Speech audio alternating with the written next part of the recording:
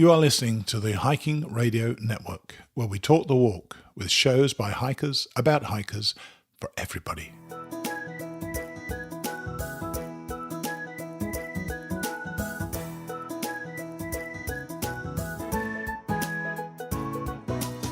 Mighty Blue on the Appalachian Trail, the ultimate midlife crisis. Join Steve and his guests every week as he staggers from Georgia to Maine.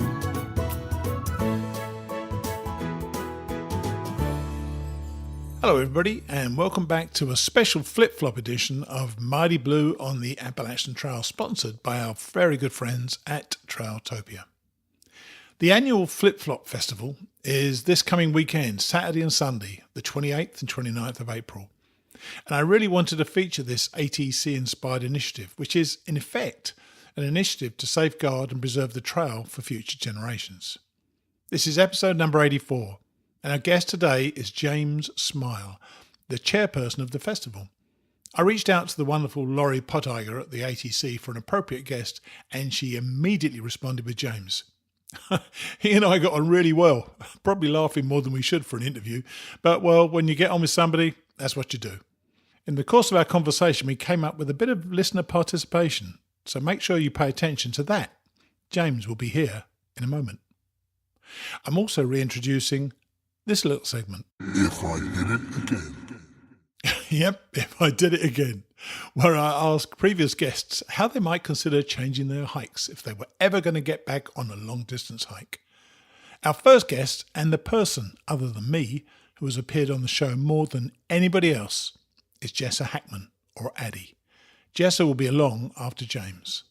But before we get to James, it's breakfast time. When I was hiking, I'd wake up to my alarm, deflate my AirPad, and contemplate my blah breakfast. Every morning I poured water into those different coloured paper bags, scrunched around the ingredients, not one of which had any association with fruit, and then eat that soulless gunk. I then find unhydrated powder and sugar in the crevices of the bag.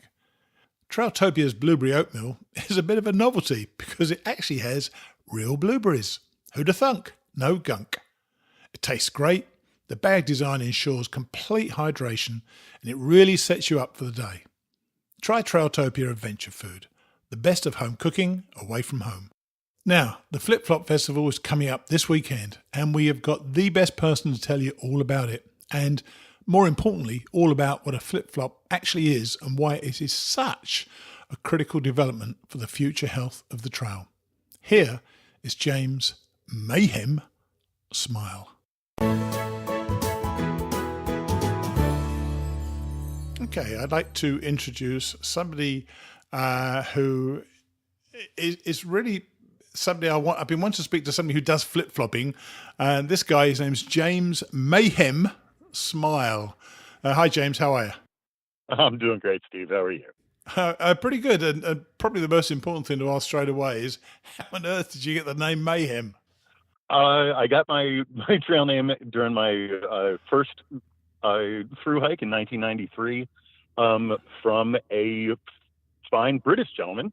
Hey. And I was just very excitable at the age, I think I was 23, and was just trying to burn off some of that excess energy. And he finally had enough and banged on the picnic table, stopped creating all the mayhem, and it stuck.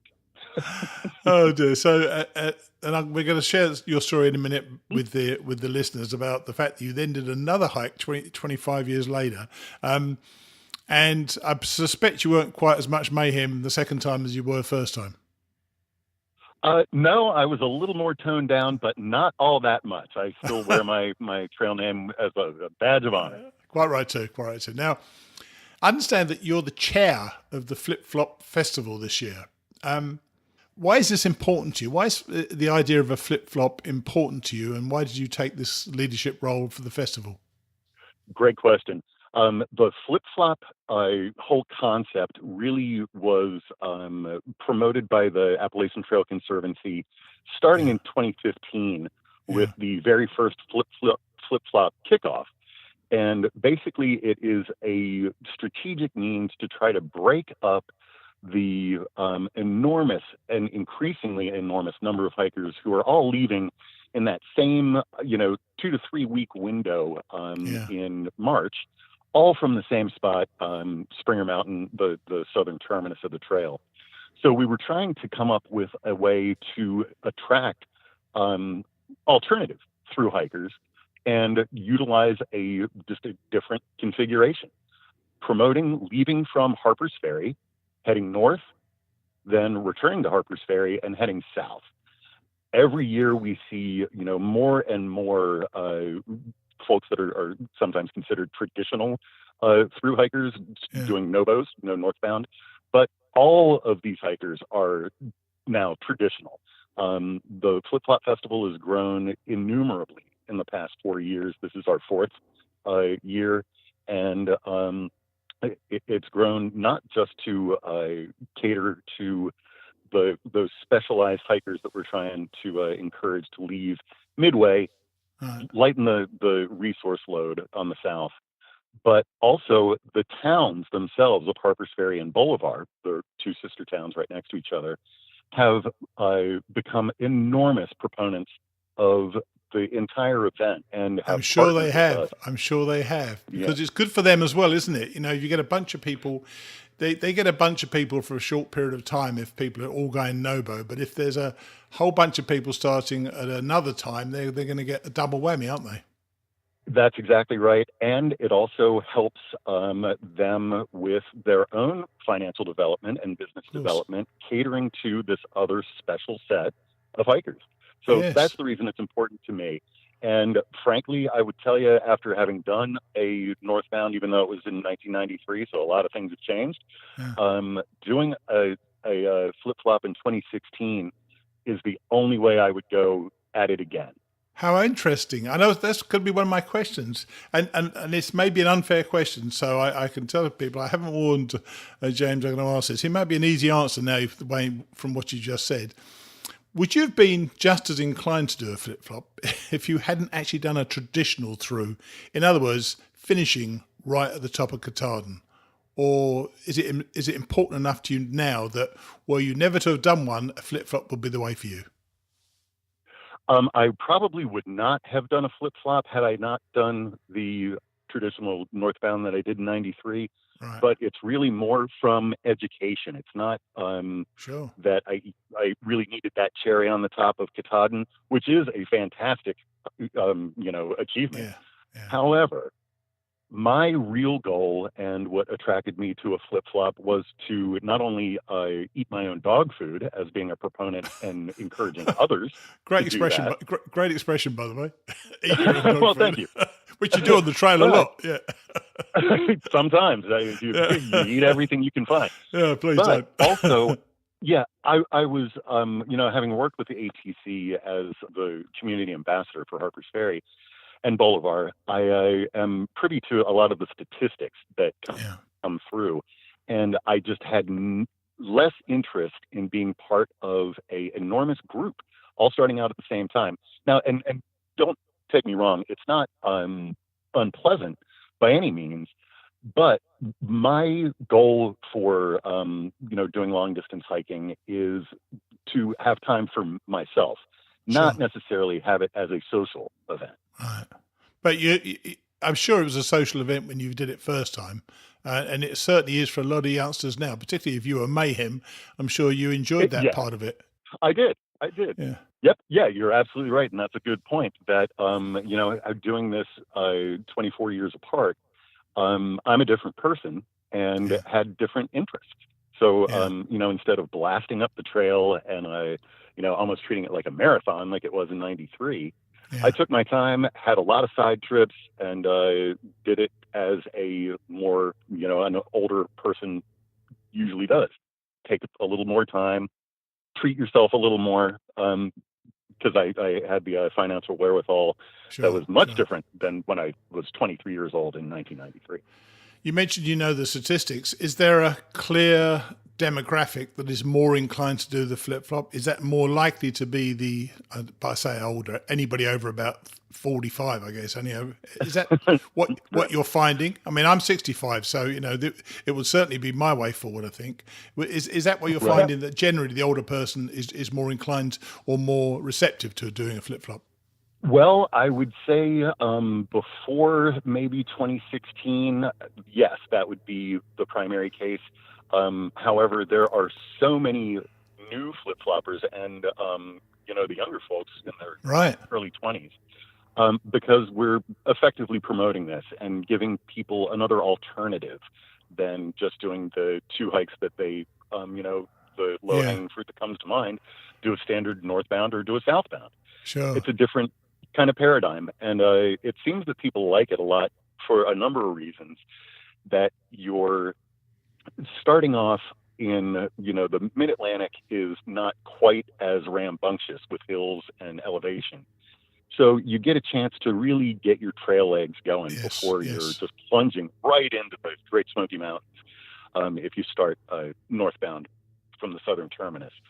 Also, you're following good weather the whole time. Right? Yes. Is that? Oh, I totally agree. Yeah, there are little things like that are very appealing. So a lot of people, we actually have, I was at the ATC office earlier today and just registered the 78th and 79th flip-floppers, and they were just leaving today. Today Not is bad. Their very first step. Yeah. Not bad. Yeah, Not bad at all. Doing well.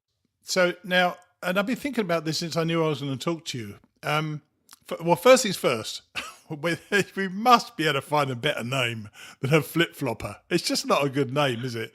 I mean, can't we think of, maybe we should have a competition on the show to say, give us a better name. We've got a Nobo, which is great, Sobo, which is great, but flip-flopper. I mean, it just doesn't sound good, does it? I will admit with some reticence that it does not roll off the tongue, but yes. Actually, what we found, Steve, was that it creates some confusion because people, default to, well, what does it have to do with footwear? Well, nothing.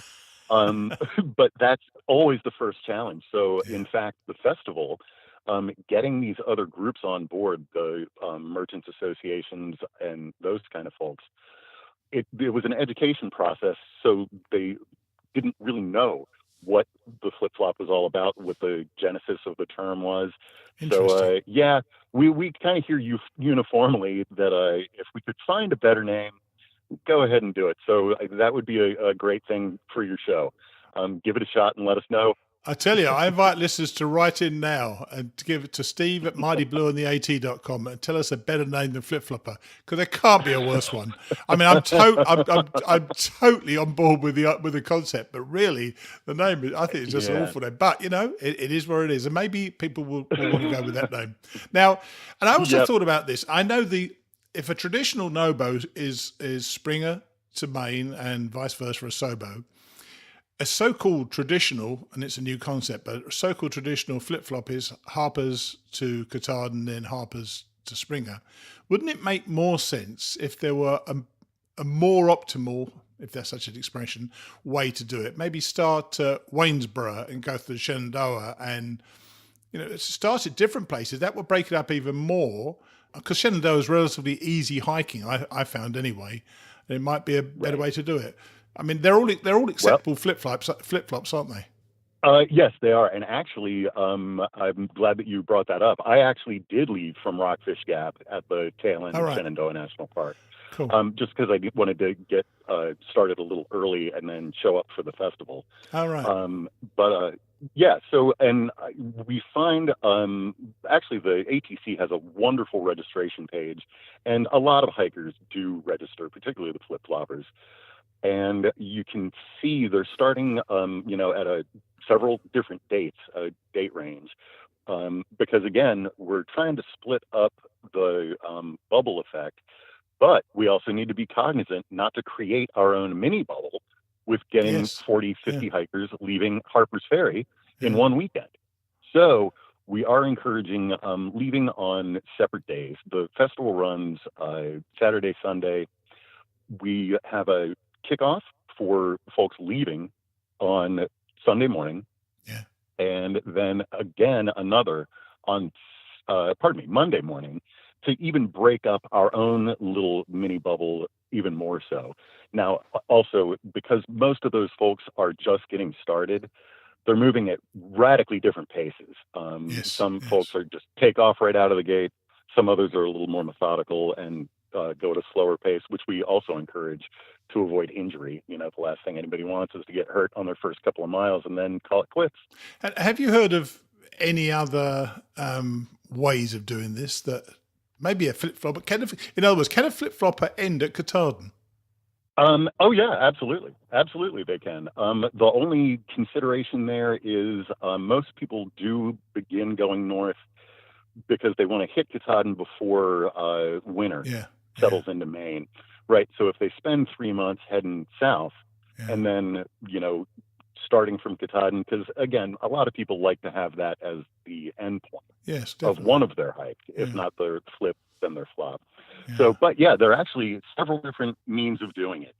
There are the Cool Breeze flip-flop that is in 3 sections. Cool Breeze is people good. can do it. I like Cool Breeze. Yeah, that's pretty cool, yeah. Yep, it's actually named after the hiker with that trail name. He did it in 3 different sections, and it worked out great for him. There is no hard, fast template. However people want to do it, more power to them. We just want to help them, make it a success. Many people start this every year, and statistically about 20-25% complete. We would love to see that number go up. And I think, our whole team aspect with the flip-flopping is to give people an alternative that doesn't start them off on, robust terrain immediately, gives them a chance to acclimate. And also, again, they're following nice weather. They usually don't have to deal with much cold temperatures at all.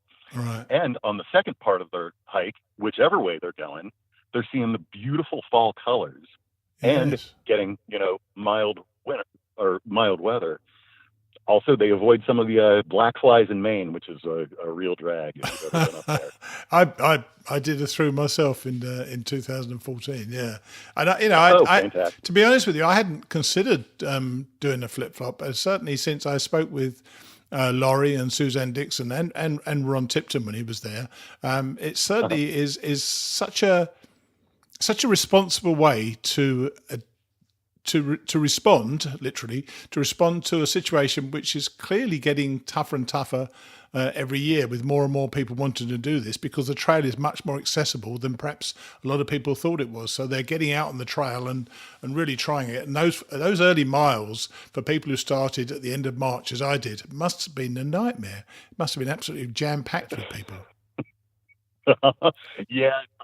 We hear a lot of stories. So, God bless everybody who gives it a shot. We want everybody to succeed and be personally responsible. Sure. And we find when there are fewer clumps, people are a little more cognizant about their impact. And, again, we're always encouraging leave no trace principles. Of course. So the best way to do that is to, pay attention to what you're doing and how you're contributing to the environment, either positively or negatively. So how many people are you expecting to be there at the festival this year?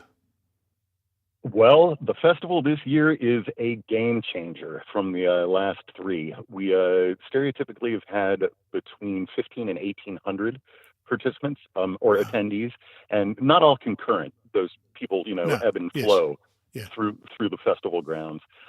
This year is different. We have secured and cultivated a partnership with a teeny little company called REI, and they are now a major festival sponsor and will be on site doing a variety of different workshops, those kind of things, as well as, again, partnering with both of the towns, the merchants associations, chambers of commerce, those kind of places. And it's much more distributed. We have basically both towns are completely on board. So it is spanning about 1.5 miles of real estate, with the ATC being kind of Festival Central, the Sure. central location. I think that's very So, sensible. Can I just say, I think that's very sensible. I think Damascus, while everybody loves trail days in Damascus, that is kind of highly concentrated, isn't it? Especially where everybody camps and so on. And that must the strain upon that must get worse and worse every year. well, and one of the things that we have that's a little bit different, we are surrounded by 3 national parks. So our footprint is limited as far as being one central location. Right.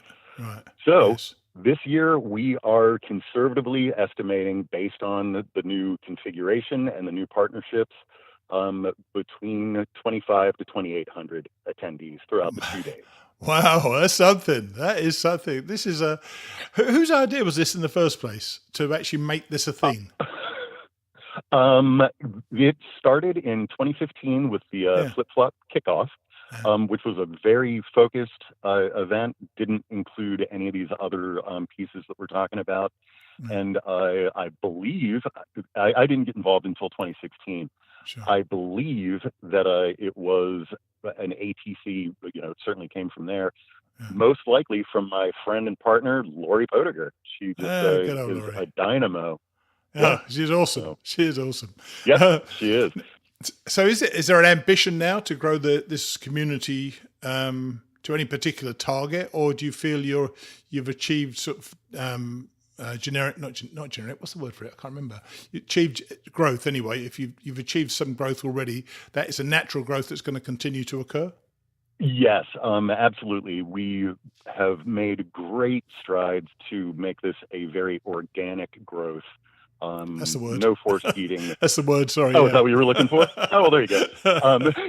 So, yeah, we will continue to improve. I, as the chair, feel that this year we have got it all right.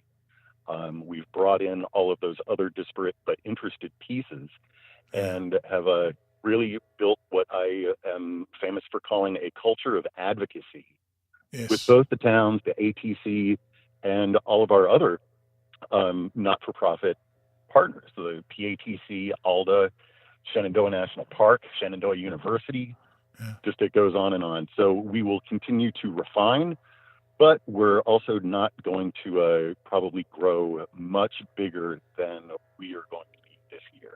Cool. But we'll see. Yes, you never know. I think if you get yourself a decent name, you'd be good to go.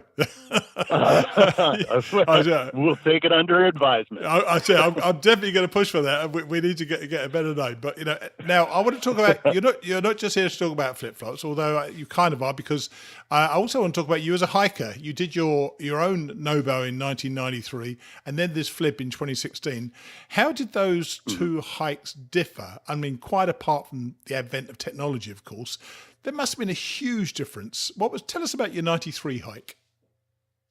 My 93 hike, I was a runner at the time, so I made the mistake of going too fast, and I missed a lot. And that's, when I finished, I had always said, man, I need to do this again. It was over too quickly, and, I would like to do side trips and those kind of things. How long did it take you? It took me about 4.5 months. Wow, that's pretty fast. And the flip-flop in 2016, I slowed down and did things right, and it took me a solid 6, because I also did the extra 172 miles of the Long Trail in Vermont, where it continues north at Killington. So, but you mentioned the big thing, technology. In 93, you just looked up to see what the weather was. There was no, no cell phones, nothing like that. So being able to plan was so much simpler at the second hike. Being able to be in contact with my loved ones was a fantastic thing. Even though I had, pretty spotty service for a lot of the trail, but still just being able to do that, being able to still have some semblance of I hate to use the term social life, but stay in contact with people, update folks on your hike, do a Facebook post of your latest adventure while you're out there. Those are fun things. Yes, of course they are, and I think they're important. And I don't regret for 1 second having technology. But do you feel in some way that the technology has taken something from the trail as well?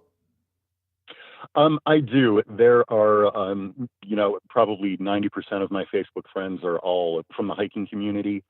Yeah. And there are two pretty radically different views on what I'm going to say. Music. I have found in 1993, it was quiet as can be. 2 years ago, everybody's playing music. Everybody's not blasting, but on occasion some are. And that does take something away from it because, again, and, more power to everybody, hike your own hike, I firmly believe in. But there's also the personal consideration not to, take away from someone else's hike because you are blasting Dave Matthews or the Grateful Dead or something while you're hiking along. It's just, that's not for me. But people do whatever they like as long as folks are considerate and yeah, it's interesting. I think personal space, the leave no trace principles should apply to personal space as well. You are definitely invading somebody else's space. You're imposing what you want to do on someone else, and that's more than slightly unfair. And we actually had a guy last week on the show, Mike Carbonneau, who's got this strummy stick where he sits down and sometimes plays his little strum stick, which I think is lovely to sit around the campfire at night to hear somebody who can play live music. That's lovely. But he says, sometimes people don't want it, and that's fair enough. And he tries to be respectful with that. I think knowing those boundaries should be quite important. I agree with you wholeheartedly. I actually am a guitar player and have a little, featherweight travel guitar that I would take around. And yeah, if people weren't up for it, or it was too late or too early or something, I'm not going to, encroach on their auditory personal space. Yeah, I agree. So what happened? You decided. You did your 93 hike. You went too fast. You decided to slow down. By the way, slowing down to 6 months. I went as fast as I could to do it in 6 months. It's not slowing down for me at all. I feel quite slighted by that. I was trying really hard to. It's not a competition. Not a competition. It's absolutely not a competition. You're absolutely right. No, so 6 months for me is a lovely time for it. So because you are a proponent of the flip-flop, you decided you wanted to do it as a flip-flop. So how did they, and I said, how did the two hikes differ? Was the atmosphere of the flip-flop different to the atmosphere of a no-bow as well? You know what? I'm not even sure how to answer that because I'm such a different person than I was 25 years ago. That's true. Good point. I don't know if I can compare it. Actually, the whole way that this started was I got divorced and suddenly found myself with the time to be able to do this. My daughter had just graduated high school, going off to college, moving out, and I figured this is my golden opportunity to do this while my body can still do what I want to make it, and I have the finances and the time. So I took a year off, trained, and also goofed around for a while. And after 6 months of, working out a little more robustly than I guess I probably needed to. Yeah, exactly. Yeah. But then felt ready to go. So I think somehow I've realized from doing this show, this podcast, is that you need a window to open in your life, and it's obviously it's a sad window in that particular case, but you need a window of opportunity to hike this trail. It's not something anybody can really just do just on a whim, is it? So you really need that time. But when you get that opportunity and you go through that window, it is so rewarding. I had an email from someone the other day, and I'm not going to identify that person because they're working a job, but they've got a job they love. They want to know if I suggest they quit their job, which is a great job they love, and go and hike the trail. Well, I think the mere fact you have to ask the question, the answer should be no.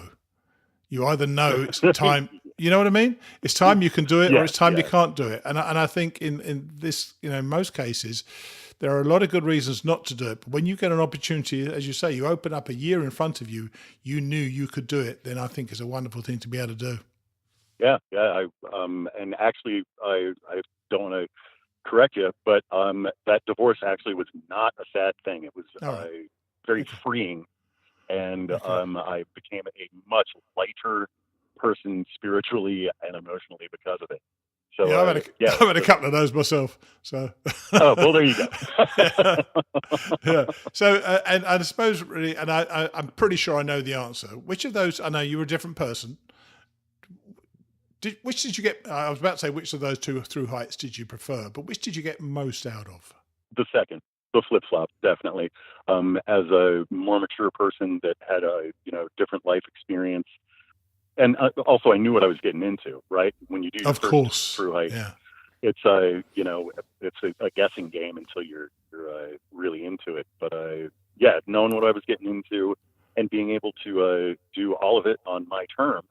If I wanted to take, more zeros because I could afford to stay in hotels and have steaks and IPAs, I'm going to do it, and just those kind of things. So, yeah, I would definitely prefer, or I'd give a higher mark to my satisfaction and reward from the flip-flop. And as I said earlier, if I would do it again, I would certainly choose a flip-flop. And is there an optimal date? I mean, I know that this is the festival this weekend. Are you saying that makes this the optimal date to do a flip-flop? Or how late do you think you could realistically start a flip-flop and finish it without freezing yourself to death down in Georgia? I would not start any later than May 1st. Right. A lot of folks actually start off a good bit earlier than that, in March. But as far as weather considerations and those kind of things, mid-April seems to be the optimal spot. Now, we've moved the festival dates. They used to be on the 15th and 16th that weekend. Yeah. Then we, for a variety of reasons, moved it to Earth Day weekend, the 21st and 22nd. Yeah. This year, we wanted to push back to the 27th, 28th, 29th.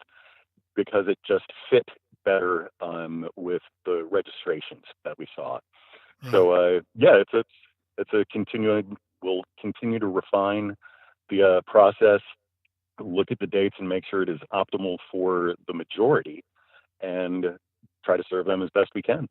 Yeah. Well, look, I wish you only the best with this weekend. I think it's something that's really needed. I know that when I was doing, the hike, I went at the end of March. It was pretty darn busy in those first few shelters, but it does start to thin out eventually. But the fact you've got an alternative, and a good alternative to have, as you say, it gives you decent weather pretty much most of the time, is certainly something people should be considering. Even though I know I always go on about how amazing it was finishing on the Top Katan, but it was more out of relief than anything else for me. Staggering up that mountain and getting there in the end, So for me, it was definitely a relief. But so the idea is to finish when you do eventually finish in Springer, and that itself is a wonderful achievement as well. But I wish you all the best on this weekend, and I hope it goes well for you. Well, wonderful. Thank you very much for talking. I really enjoyed it, and I will email you on Monday and let you know how it all went. Please do. One other thing, give me any links that are maybe interested to hikers. If you've got some good articles, and I'll put those in the show notes so people can see really the scope of this. I know you've got something on ATC, but if there's anything else you've got that might be of use to listeners, I'd love to be able to share it with them. Flip-flop&festival.org. That's the one. I've got it. I've written it down. That's the one. Okay. Well, thanks a lot, Mayhem. What a name! I really appreciate. Thank you, Steve. I really appreciate talking to you, and hopefully I'll speak to you again one day. I'm sure we will. Take care. All the best. Bye. Bye.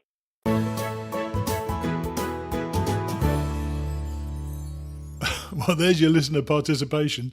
Come up with a new name for flip-flopping. I'm sure that's part of the reason some people will be resistant. The name. Let's try to come up with something that resonates with hikers and something that becomes as recognisable as Nobo and Sobo. If you pick something that the flip-floppers want to adopt, I'm sure we'll rustle up a good prize for you. Get your thinking caps on. But I really feel that the time is right for people to consider the health of the trail and the way in which the whole experience can be enhanced by this new way to hike the AT. I thought that James gave some great reasons for trying to do it this way, so try to think about it. I'm also glad that he raised the issue of the intrusion of loud music on the trail. Not everybody wants to hear your playlist, even if you think it is the greatest list ever and needs to be shared. Please, everybody, have some consideration for others out there and put your earphones in. The festival sounds great, and you can find out much more about it all at flip-flop&nbsp.org. I wish everybody attending a wonderful weekend. Now, If I hit it again. one of my favourite people last year. I was really gambling when I chose Jessa Hackman to follow for the class of 2017. We didn't know each other. She was new to long-distance hiking, but there was something in the way she expressed herself when she wrote to me that made me follow up and start a dialogue with her. Now, normally when you're a young woman and you get an email from a fat old 65-year-old bloke, you should quite properly ignore it or call the police. Fortunately, Jessa did neither, and she gave us some great insights into hiking the AT, a tradition that has continued this year with Bruce Mattson in his own show, Returning to Katahdin.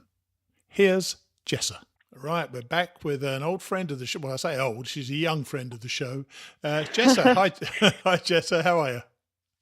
Hi, Steve. I'm fine. How are you? Not too bad. I bet nobody calls you Atticus anymore, do they?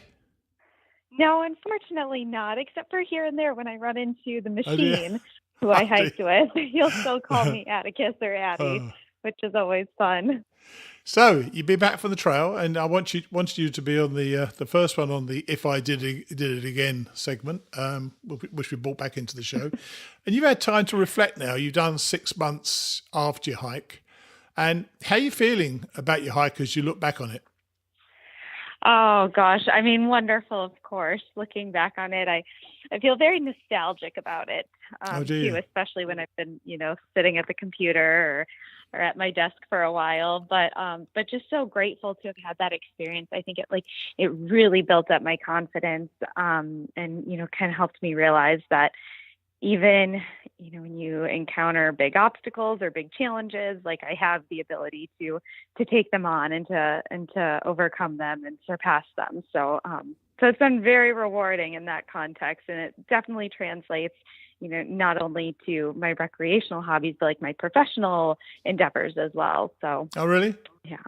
What do your friends think about it, or your colleagues think about it when you tell them about it? I don't know that they particularly understand.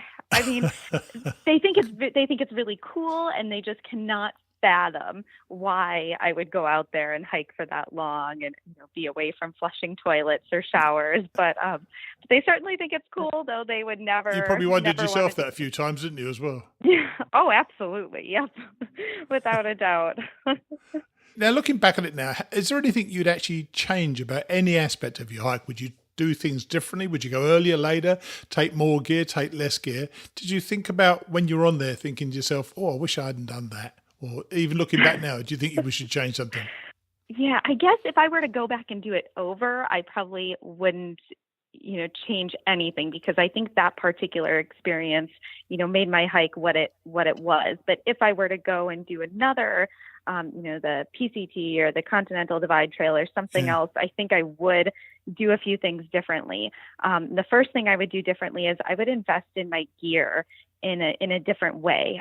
When I kind of think about buying my gear, I sort of divide it into two columns in my head. So there's the three big purchases, which in my mind are the tent, the sleeping bag, and then your pack. And then there's kind of all your supplemental gear. So your cookware, your food bag, or camp shoes, or water bottles, those kind of things. And I think when I was buying gear, it was really easy for me to get wrapped up in all the supplemental stuff, because it was fun. There were all these different colors and different features. And so I spent a little bit more money on the supplemental stuff than I think I needed to. For example, you could get a titanium ultralight fork, but just as good as a spoon from Dairy Queen, and then you get the benefit of of getting a blizzard too with it.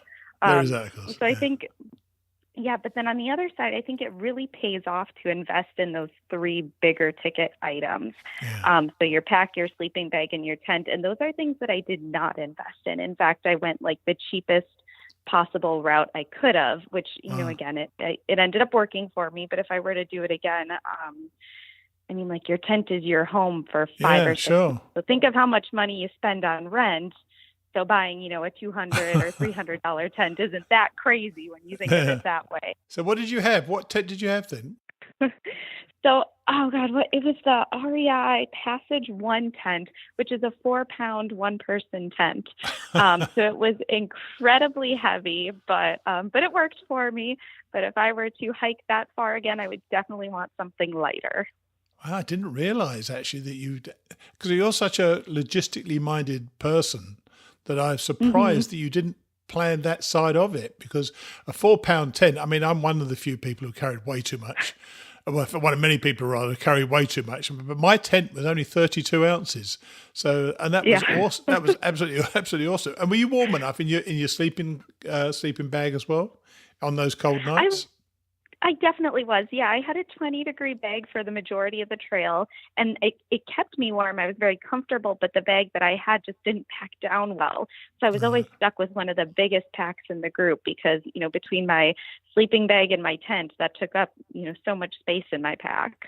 I seem to remember, and correct me if I'm wrong, I hope I'm not talking about somebody else, but did you reach the limit of your waistband? It just kept getting skinnier and skinnier, and the waistband just disappeared on you, didn't it, or something? That did. That happened right I think in Tennessee, and it happened to be as I was passing through Bob Peoples' hospital, and he suggested that I go to Walmart and I buy a pool noodle, that. That's for right. swimming, and that I wrap that around my waist to give myself some extra bulk. That is amazing. So I did not do that, but when you actually, now you look back at it and you've now got a vision of what happened on that trail. Was it how you expected it would be, or did it turn out to be far different to what you thought it would be? Oh gosh, that's a hard question because, there were some parts of it that were exactly what I expected, and some parts that were just, totally unpredictable. I think one thing that I learned about, I thought that this trail was going to help me be more independent in future adventures. And I don't know that it gave me more confidence and made me feel more empowered, but I think it helped me realize the value of having friends and family and a really strong support network. So it hasn't necessarily inspired me to go out and take on more adventures solo, though it gave me the confidence to be able to do so. So I don't know if that makes sense. It does, yes. I remember you missed your family a great deal. And it was tricky. It was tricky for you out there a few times, wasn't it? I know. And I'm guessing really then that my question about most people say this is more of a mental thing than a physical thing. Was it tougher for you mentally than physically? Because you're very fit and strong anyway. So did you find that it really played upon you mentally? Absolutely, 100%. It was far more emotionally and mentally challenging for me than it was physically challenging. And it was hard physically. So that's saying a lot, I think, for the mental and emotional challenge that the trail takes. But it makes it that much more rewarding when you overcome those obstacles. And there was a moment, wasn't there, that you had decided to leave the trail. Was there similarly a moment where you decided to stay on, or did it just kind of happen where you were just going 12 hours ahead and 12 hours ahead and then 24 hours ahead? Or did you one day say, no, I'm going to stick with this? Yeah, I don't know if there was one day where I finally decided, like, all right, I'm going to do it. I'm going to stick with this. But there was one moment where I realized that, somewhere in the course of the last few days, I had made up my mind to stick with it. And that was, I had kind of set this goal for myself to just make it until Memorial Day. And then my mom was going to fly out and hike a little bit with me. And then my plan was to then go home with her. But I was kind of holding off on making that final call for a little bit yet. And at the time I was hiking with a really good friend of mine whose trail name was Bananas. And he looked at me one day and he said, Memorial Day is only 3 days away or whatever it was. And that kind of just hit me. And I realized I don't want just 3 days left on the trail. I'm not ready to leave. I don't want to leave. And that was kind of the point where I realized that at some point in the last, week or so, I had made up my mind to stay on the trail. Yeah. I know in those early months, you seemed to be very together with it. Or did you think when you started that you were prepared for it, or did you quickly know that you perhaps weren't as well prepared as you'd hoped? You said you'd change some of your gear out. Or did you feel in your mind you absolutely were prepared for what you had coming? I think I was prepared to be unprepared. I think I had done as much as I could do and set myself up as best as I knew how at that time. And so I went into it with at least that reassurance, but I certainly knew that there were going to be pieces of gear I was going to need to swap out. But I think that I think I was very solid in those big ticket items when I first started. I did not think that having, a really cheap pack and tent and sleeping bag were going to inhibit my hiking as much as they did. Right. Now, I suppose you kind of hinted that perhaps the answer to this earlier on. Would you ever consider, and I'm not saying necessarily the AT, would you ever consider doing another long hike? By long, I mean 2,000 miles. Mm-hmm. I would. I definitely would. I think I am someone who would want to find a hiking partner to go with me if I were to do it again. And that makes it a little bit more logistically challenging because you're not only working around your schedule, but, someone else's as well. So I have no idea, how far into the future I would take on another long distance hike, but I would love to, and I would, particularly love to do so with, a friend or family member by my side. Would that be able to share those experiences? Probably, hopefully, Nick. But I must he's admit, got the time off too. He was so darn cool. He said, "I've got too many other things to do this summer," which was fantastic. So we'll see if I can convince him. He'd have to take some time off rock climbing, and I'm not sure if he'd be willing to do that. But he did enjoy it, didn't he? You came through the 100-mile wilderness really quickly. I mean, how he got he got up to speed straight away. I just have no idea. Yeah. He's a natural hiker. So it was no problem for him, and he was totally in his element during it. Okay. Well, look, as I said before, it was lovely catching up with you again, Jessa, and I'm so pleased you're going to be the first of this "If I Did It Again" section, because you are the person who's been on my show much more than anybody else apart from me. So it's lovely. It's lovely to hear you again, and just for everybody. You enjoying work? I know you went straight back to work, and that helped you with, people say they get depressed if they don't have anything to do. You literally went back to work the next week, didn't you? Yes, and I am enjoying it, and I'm making a big point of spending my weekends and every day off that I can outside and hiking and kayaking and racing. So I think that balance has helped me enjoy work so much more. Okay, well, thanks for talking to us, and hopefully I'll speak to you again soon. Yeah, thanks for having me back on. It was fun. Speak to you soon. Cheers. Bye. All right. Bye. So make sure that you invest wisely in your big three and don't sweat the other stuff. And be ready to miss your family and friends. Jessa and I had several chats away from the microphone last year. She was hurting and missing them like crazy. But she did it. And that single-mindedness is going to be crucial for any of you out there who are contemplating this next year. It was lovely to talk with Jessa again. While I'm on the subject of next year, I'm already thinking about the class of 2019. Obviously, unless he slows down dramatically and takes another year to do this, Bruce's hike will end that show sometime in August or September. I'd like to do it again and would appreciate your assistance in coming up with a great candidate. If you have any ideas, please drop me a line at steve@mightyblueontheat.com. We've got a few pretty cool reviews this week. Johnny Mann tells me that he's not sure if it's the British accent or if it's because I'm an older guy who wants to hike the AT, but this is a delightful show. It's got to be the older guy thing, Johnny man, because this British accent never worked well for me in Britain. Doubled 53545 writes some really kind words, this time referring to the English wit and humour. Then he says a lovely thing. He says that it is almost like I'm hiking down the trail on a day-long hiking conversation. That's a really nice image. Doubled 53545. Shut up and ride kayak hike. Thanks the podcast for getting her out kayak camping. She says that she used to be scared to camp by myself, but that she no longer has that problem. She ends her review with, now, age 48, and just started really living. Heart emoji, smiley face emoji, and thumbs up emoji. How lovely. Shut up and ride kayak hike. I've been given some more thought to the next book to read, and thanks so much for the many suggestions. The problem is that getting permission to read books that are relatively recent is tricky. I think I may have solved it. Have you ever heard of a writer called Colin Falconer? He's published 20 or 30 books, several under different names. Well, several years back, he, along with a female companion, hiked the Camino de Santiago de Compostela in Spain. It's a hike I'm planning to do in October this year with my niece, Emma. The year is called The Year We Seized the Day. Anyway, Colin happens to have been a buddy of mine at school. I asked him if he still had the audio rights to the book, and he said that he did, and that I should have at it. My minor problem is that the book is half written by Colin, clearly a bloke, while the other half is written by Ellie, his hiking companion. Quite how I work out the voices, I'm still giving thought to, but I hope that you approve of my choice.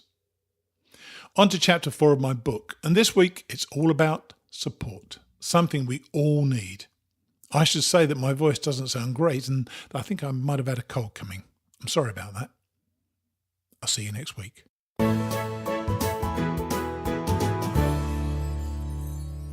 Chapter 4, Support.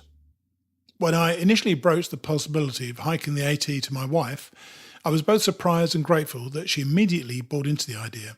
She was never entirely relaxed that her husband would be camping in the dark, in the woods, in a tent, and maybe by himself. That said, once she knew that I was going, she considered ways in which she could help me. There is so much information online for hikers, with whiteblaze.net and appalachiantrail.org joining sophiaknows.com as go-to sites for both Diane and me. Being of Puerto Rican heritage, my food was quite naturally her initial concern. She read up on the subject to determine what would be achievable and came up with a game plan to resupply me all the way to the end. She'd never expressed doubt over my ability to complete what I was setting out to do, constantly finding ways in which to help me. Of course, having such solid support at home had a downside. She became far too educated on where I was and what I was facing, so her concern grew in direct proportion to her knowledge. There was another side to resupply from home that I found to be a compelling argument for its use. It's true that the cost of mailing, along with the effort to put together packages, could exceed the benefit to the recipient, in this case me. Diane put together her own supply store in our home, bulk buying noodles, sauces, pasta, tuna, chicken, salmon and rice. When I would request a mail drop, she would put together the package in a flat rate box, cramming as much as possible to fill my food bag. On every occasion that I received such a box, there was an undeniable feeling of being cherished. I never lost that feeling over that 6-month period. Indeed, it became one of the reasons that I was able to continue. You may be able to hitch a lift into town, and you may be able to replenish your food bag as cheaply as you wish. Those methods of resupply still won't come close to knowing that somebody who loves you has carefully counted out packets of various comestibles to sustain you on your way. It's also probably worth recording here that choosing to hike the Appalachian Trail involves walking away from your marriage or other relationship for some time. While this may sound an obvious statement, the ramifications of this should be considered carefully before glibly making your decision. Diane and I had a strong marriage before I went, and we have one to this day. That said, there were several steps to take before I could be sure that we were back on track following my return. Be prepared for the undeniable fact that you will be a different person once you return from the woods and mountains. The rest of it will have to be worked out by you. I read many books on the subject of the trail over the years leading up to my departure in 2014. What was missing from all of them was any mention of technology and the part it can play in supporting hikers along the way. I should say that some people I met thought that bringing any form of communication device to the AT was anathema to the concept of thru-hiking. While I could understand the argument of this sort of attitude, I was an unrepentant user of whatever method I could get hold of to keep in contact with home. I should also point out that everybody in hiking in 2014 was taking advantage of some sort of technology, whether it was a lightweight pack with lumbar support or even breathable wicking shirts. We exist in a remarkable era of technological advance that is not limited to phones and GPS. Those who argued against these so-called intrusive objects should either shut up or hike like Grandma Gatewood. This extraordinary woman at the age of 55 decided to hike the AT for a lark. She had no idea how grueling it would be and set out wearing sneakers, carrying an army blanket and a raincoat. She had a plastic shower curtain to protect her from the rain and carried whatever she could in a homemade denim bag slung over her shoulder. When I see or hear another hiker doing that, I may listen to them ranting on about how technology is ruining the trail. Get over yourself. We do things differently these days. GPS was available to me, so why wouldn't I make use of it? Believe me, I still had an unerring ability to get lost on my own and appreciated my GPS from time to time. I travelled with my iPad so that I could keep a diary of my trip and occasionally blog. Blessed with a memory that is often short on detail, I'll always be happy that I took the means to communicate and record my experiences. My blog was originally supposed to be just for me to record my experiences on the trail. Ultimately, I found that it gave me some additional support that was appreciated enormously. Once I had resolved to hike the trail, I had just over 3 months to get everything in order. Part of this preparation was to learn how to set up a website and blog through WordPress. I looked on YouTube for various instructional videos and found an excellent site at tyler.com, Tyler.com. Tyler Moore has put together an extremely clear set of videos that guide the user through the steps required to build his or her own website very easily. When I found the site, I watched the videos on my iPad, pausing them to implement Tyler's clear instructions on my laptop. It was as much a surprise to me as it was to my son and several other friends that I was able to produce myappalachiantrail.com. That site subsequently became my platform to blog about my hike. I thought only my family and a few close friends would be interested in an old bloke acting like a demented teenager, and so often I was wrong. After a few posts, I was getting comments from strangers, a few of whom seemed to be fulfilling their dreams vicariously through me. They were wonderfully supportive of my efforts, and despite the initially limited readership, I began to pour my heart and soul into the blog. Eventually, I took on an obligation to update it regularly for my visitors. Once again, I was learning the power of feeling appreciated, and I appreciated my readers right back. 3 of my blog readers even took time out of their lives to visit me on the trail. This may not seem a big deal to you, but when I tell you that Gilbo lived in Austria, while Mark, Sue and her daughters came from the Middle East, then you'll see my point. The other guy, Barry, was from Pennsylvania, and I was just as pleased when I met up with him. The point is that I was so delighted to see them all. The fact that they went out of their way to come and share some of their time with a smelly hobo was staggering to me. I didn't have to make the effort, they did. They were there to support me in my adventure, driven to do so by the romance that I was recording. That support on the trail is lifting in a way that it is difficult to overstate. None of my visitors really understood how happy I was to see them. In each case, I was truly ecstatic for their company. It's only when you spend considerable amount of time by yourself that you can grasp the importance of other people's company. That importance is out of all proportion to the actual event, but I slept each night after a visit with a rare contentment. Your fellow travellers will also support you, as you will support them. A big lesson for me was the realisation that we're all attempting a feat beyond our everyday lives, and certainly beyond the everyday lives of most people. Every night at a shelter, there would be disparate groups sharing a small space. Often they would share stories in an intimate way. Nobody appeared to judge. One night, I heard a former major in the US Army telling us of his experiences. He had been in one of the recent hotspots and was part of the Limb Recovery Unit. "I don't care what you think about the rights and wrongs of America going to war," he said, "but we increase our medical knowledge every time we engage in combat." He went on, "In the past, soldiers would just die when they were blown up. Now we can save them. The problem is, we're sending home complete wrecks we have saved, even though they might not have wanted to be saved in that way." His job, for his last couple of deployments, had been to identify the ones to save. Not surprisingly, he had a difficult time with this and had retired after 20 years before his 40th birthday. Sitting quietly in that shelter with folks he had met for the first time that day, this brave man was opening his soul in a way he might otherwise have avoided. Conversations like this will stay with you forever, and if you're a good listener, you will hear a lot of them. People on the trail are always on your side, so embrace that concept and you will enjoy all the help and support you might need.